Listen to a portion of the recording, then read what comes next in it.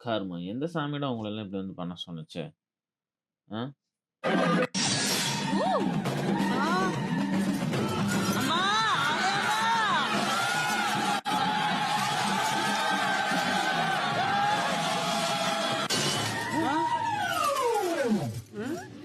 என்னடி இது? சாமி வர்றதெல்லாம் பொய் அப்படிங்கிறதுக்கான ஆதாரம் தான் இதெல்லாம். ரூபா கொடு நான் போறேன். என் 2 ரூபா கொடு நான் போறேன். என் 2 ரூபா கொடு நான் போறேன். என் 2 ரூபா கொடு நான் போறேன். அப்பாவின் சோதனை எல்லாம் பக்தர்களோடு நிறுத்தி கொள்ள கூடாதா? என்னிடமும் காட்ட வேண்டுமா? அடியே பக்தர்கள் உனக்கு என்ன எழுச்சி வைப்பாங்களா? நல்ல கதையா இருக்குல்ல இன்னசே. பக்தா ஈசா உன் தவம் கண்டு யாம் மெச்சினோம். உனக்கு என்ன வரம் வேண்டும் தயங்காமல் கேள். அவனுக்கு என்ன வேணும்னு உனக்கு தெரியல, அப்புறம் நீ என்ன சாமி? அந்த சத்தம்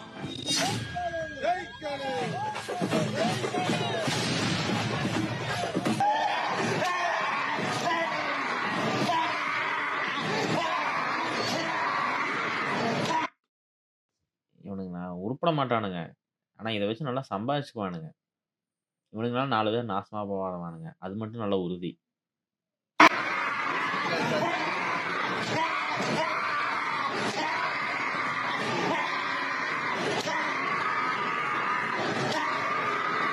எனக்கு நிருபர்கள் மீது ஒரு பெரிய வருத்தம் உண்டு.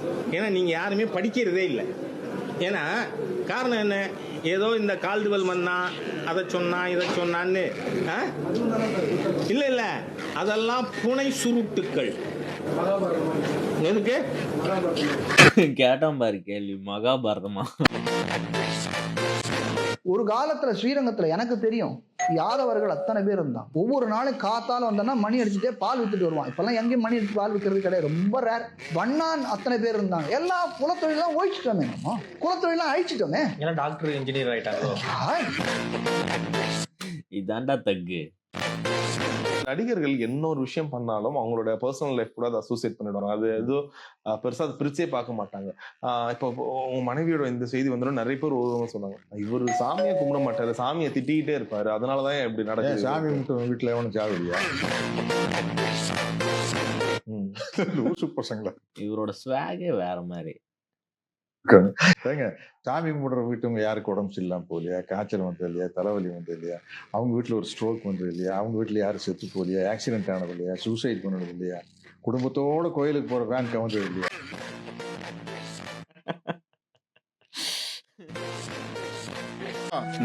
என்ன பெரிய கொள்கை? கம்யூனிஸ்டுங்க சாமி கும்பிடு, அது மட்டும் தெரியும். கம்யூனிஸ்ட் கொள்கையில உறுதியா இருந்தவங்க எவ்வளவு பேர் சாமி கும்பிட்டுருக்காங்க நான் சொல்லட்டுமா? 1000 வருஷத்துக்கு முன்னாடி தாழ்ந்த ஜாதிக்காரங்க கோயிலுக்குள்ள வரக்கூடாதுன்னு சொன்னப்போ வரலாம்னு சொல்லி உள்ள கூட்டிட்டு போனவர் ராமானுஜர். இறைச்சி தோல் எலும்புல நம்பர் போட்டிருக்கான்னு கேட்டவர் சிவவாக்கியர். இன்னைக்கு செத்த புணத்துக்கிட்ட நாளைக்கு சாவர புணமெல்லாம் நின்று கத்துத இதனடா கணக்குன்னு கேட்டவர் பட்டினத்தார். கம்யூனிஸ்டோட கொள்கைன்னு எல்லாரும் சமங்கிறது தானே. அப்ப அதை அப்பவே செஞ்சு காமிச்சா அவங்களும் கம்யூனிஸ்ட் தானே. என்னை பொறுத்த வரைக்கும் உண்மையான கம்யூனிஸ்டும் கடவுளும் ஒண்ணு. வசந்தவன் தாழ்ந்தவன் ஏழை பணக்காரன் வித்தியாசம் பார்க்காம கலெக்டர்ல இருந்து பியூன் வரைக்கும் வர்க்க வேறுபாடு பார்க்காம எல்லாருக்கும் போய் லெட்டர் கொடுக்கல. நானும் கம்யூனிஸ்ட் தான். நான் சாமி கும்பிட்டா ஒன்றும் தப்பு இல்லை. பாஸ்கர் சார் ரொம்ப அருமையா சொல்லியிருக்கிறாரு. கடவுள்னா என்ன, மனிதம்னா என்ன அப்படின்ட்டு, கம்யூனிசம்னா என்ன அப்படின்ட்டு. இந்த வீடியோ ஒரு சிலருக்கு கண்டிப்பா புரிஞ்சிருக்காது. ஆனா புரிஞ்சவங்களுக்கு இது கண்டிப்பா பிடிக்கும். சின்ன சேனலுக்கு எதா இருந்தாலும் அது கொஞ்சம் ஆதரவு கொடுங்க. உங்க பொண்ணான கையை கொண்டு அந்த பெல்ல தட்டிடுங்க. அவங்களுக்கு சப்ஸ்கிரைபர் 5-10 ஏறுனா அவங்க மனசு சந்தோஷப்படும். அவங்க வீடியோவும் பாருங்க.